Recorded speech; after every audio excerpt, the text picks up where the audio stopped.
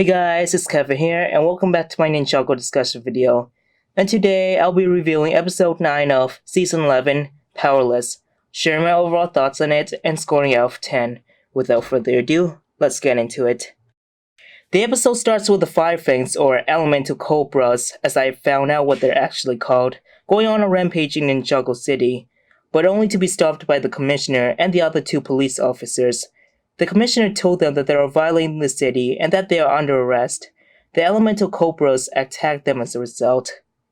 The ninjas showed up in their vehicles and attacked the serpents, especially Kai, who tried saving two of the civilians.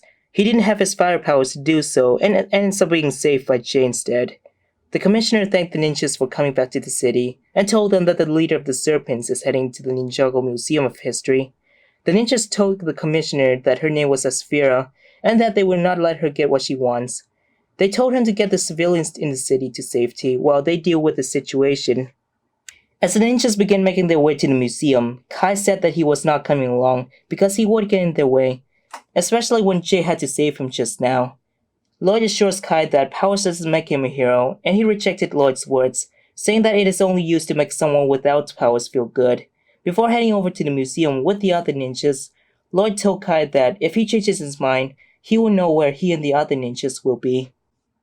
Afterwards, the same boy who was interviewed by Fred finally, Jake, had came to Kai for his autograph and said that he and the other ninjas had saved his home and the other buildings around. Kai told Jake that the other ninjas had done all that but him. He questions Kai of why he didn't come along with the other ninjas.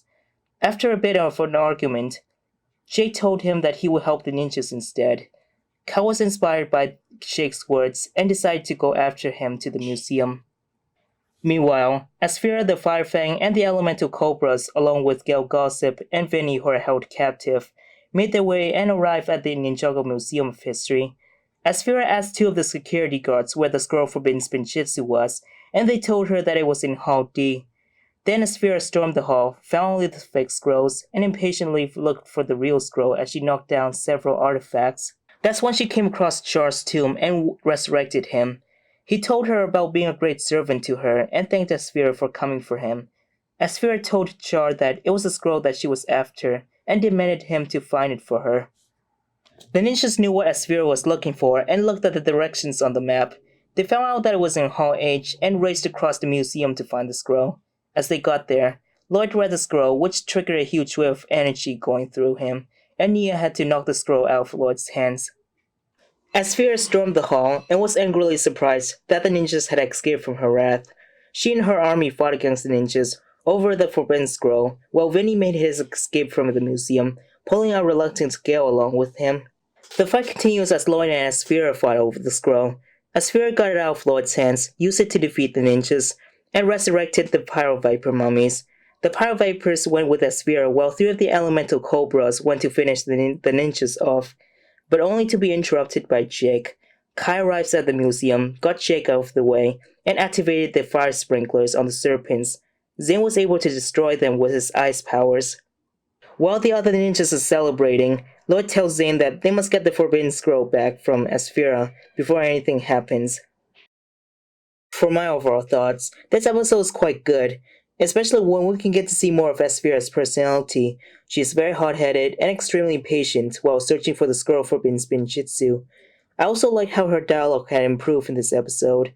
Again, I will be doing character analysis on Asphira and go further in detail.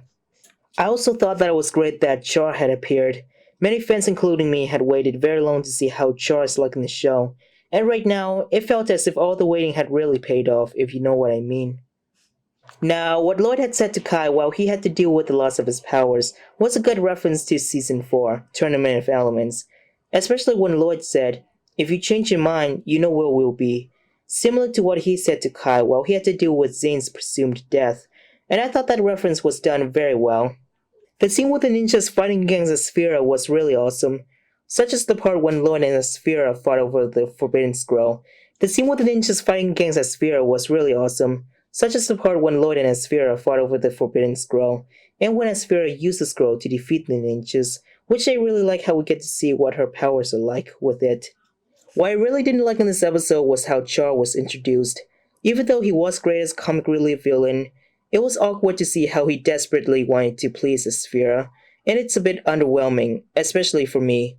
I previously expected Char to be this serious and down-to-earth character, similar to Scales and Klaus, but it didn't happen, and I will go further in detail with the character analysis video that I will be making for Char as well. I thought that the part with Kai feeling useless without his powers and then feels inspired to keep fighting again was underwhelming.